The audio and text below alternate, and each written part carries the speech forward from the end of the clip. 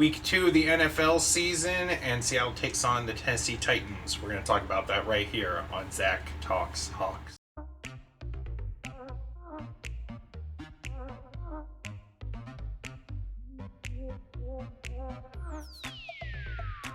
All right, so after a good week 1, we're slated to begin our home opener this week, and I'm really excited for Seattle home openers, especially coming off of a pandemic year where we weren't allowed to have fans in the stadium, and now Lumen Field gets to open up to a very ruckus crowd, and man, the atmosphere that's going to be found in that stadium. People thought it was hard to play in Seattle before.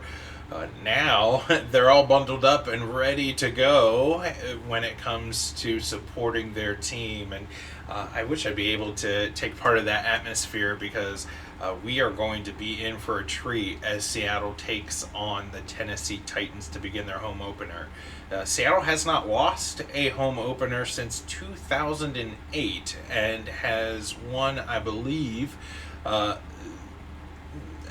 something like 14 of their last 15 opportunities to begin a season at home. So we are definitely sporting a home field advantage, but we're going to pump the brakes in terms of being really excited for an easy win. I don't think that's how this game is going to go.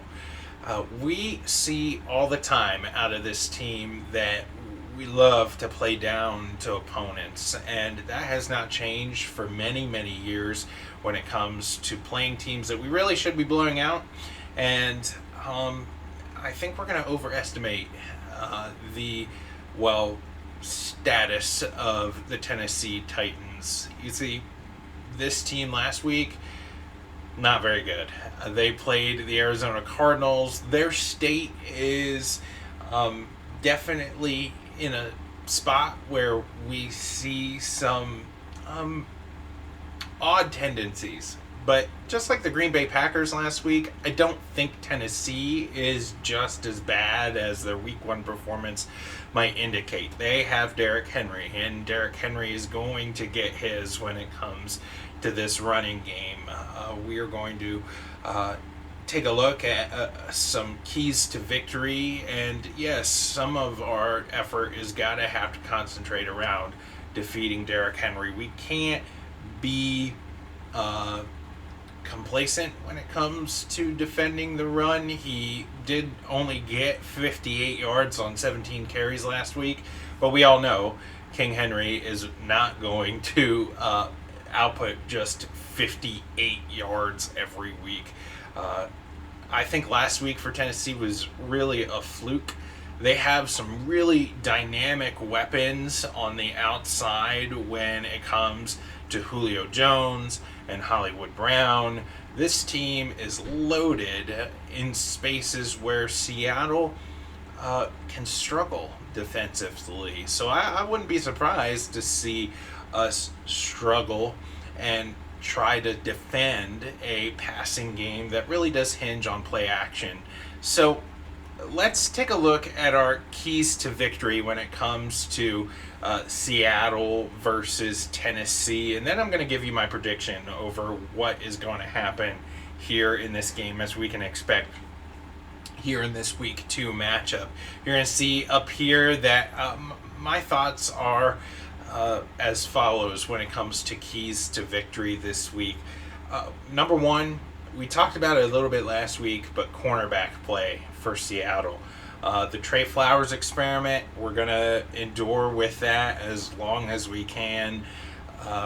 But we're going to be playing, as we just talked about, 2 really stout wideouts in Hollywood Brown and Julio Jones. And last week, I think, was an anomaly. Ryan Tannehill is an above-average quarterback, but when he gets that running game going with Derrick Henry and play action becomes a bigger part of this offense, oh man, those guys on the outside should really become weapons. And I feel, given our cornerback,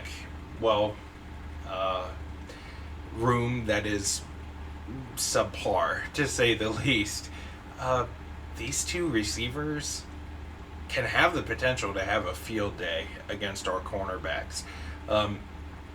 Jamal Adams, who is questionable in coverage, is going to have to play really, really well. We talked about Quandre Diggs last week and how he was a thumper. He was stellar in pass coverage. He's going to have to bring it once again from that free safety position. And really, this game is going to hinge on how willing are we to play up on Hollywood Brown and Julio Jones and match up with them over and over and over again. Not really play that I have seen out of Seattle cornerbacks in quite a long time. Maybe this week our guys step up and are able to play a little bit more rough on receivers that, if given the chance, can blow the top over any good defense. Our second key to victory, as you see, is defensive line play. Man, we didn't even talk about Alton Robinson and the impact he had on the defensive front last week. We didn't talk about really the defensive play from that line much at all, but they looked really, really good versus an Indianapolis team who is trying to figure out the relationship between the offensive line and their new quarterback, Carson Wentz. You don't have that when it comes to Tennessee this week.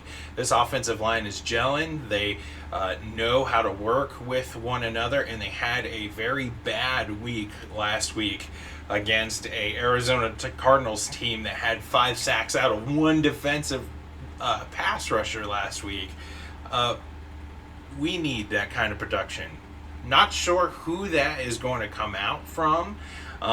Maybe Carlos Dunlap has a spectacular week this week and he gets back to some of his form. It's been very much so shown that he's got a lot of juice left in there where he can produce at a really high level. Maybe Alton Robinson steps to the front and says, you know what, it's my time to shine and I'm going to be the guy here on defense that is going to be that pass rusher.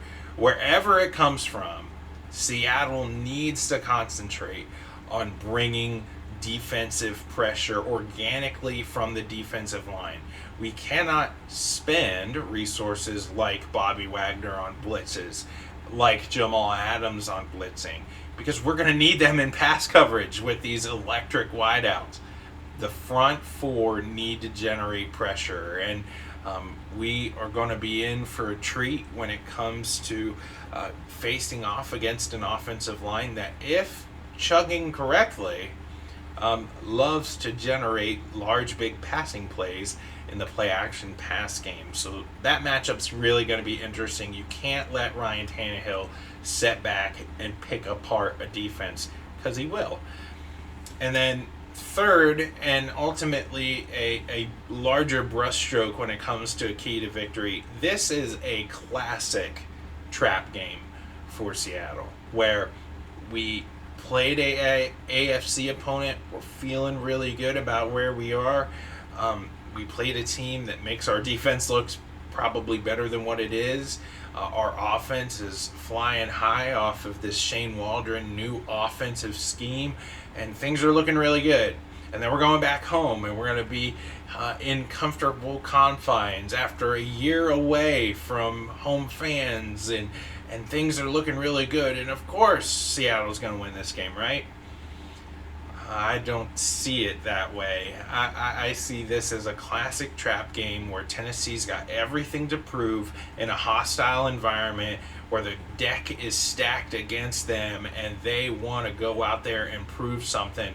And maybe Seattle comes out a little bit flat, overestimating their position in this matchup. So we got to be aware of what it looks like to be consistent from beginning to end. Don't fall into this trap game. Don't underestimate the powerful running attack that can come out of this Tennessee Titan team. Just because we didn't see it last week doesn't mean we won't be able to see it this week. And that brings me to our prediction for this week. With all of that said, I think the crowd is worth something in Seattle.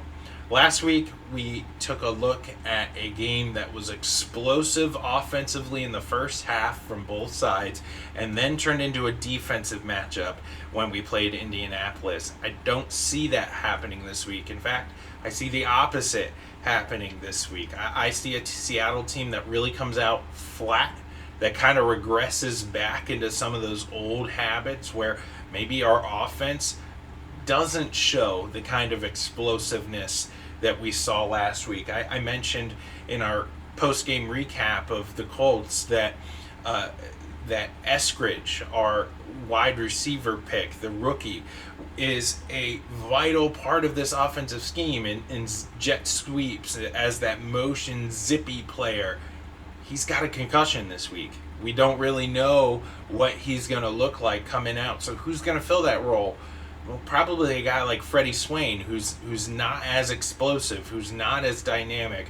Sure, Lockett can come in and fill that role, but he's needed elsewhere. He's needed in the slot. He's needed to go over the top like he was able to do last week versus Indianapolis. And so I think that part of our offense is really going to suffer this week. So what's going to happen when Seattle goes back out there with some limited weapons? We don't have Rashad Penny, who is coming back, shocker, from a injury. He's going to be out multiple weeks. So who's going to fill in for that backup running back role? We saw Chris Carson, our number one running back, get a little dinged up last week already.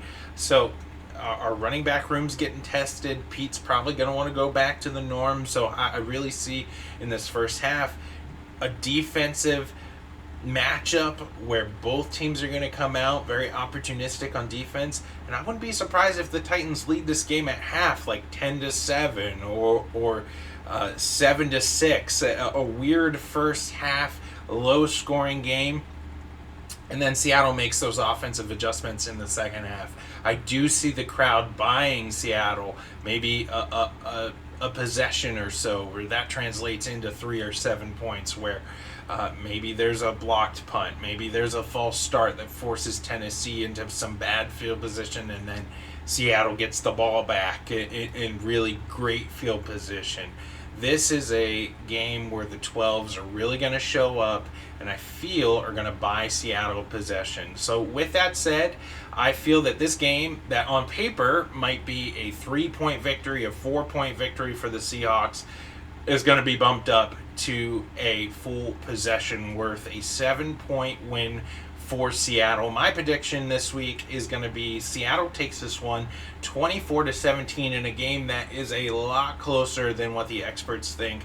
I feel that this game is going to be close throughout, and somehow, some way, Seattle pulls it out at the end in a home opener that they are determined not to lose. I think Russ is going to regress maybe just a little bit. We're not going to see that 4-touchdown output once again from him, but our defense finds a way to win this game 24-17 as Seattle answers the bell. And I hope that as we debrief from this game, probably Monday or Tuesday, we are right in some of these predictions. Some of our keys to victory come into play, but in the meantime, hope y'all enjoy this game on Sunday and keep talking Hawks. I'm Zach, and don't forget to like and subscribe right here on Zach Talks Hawks.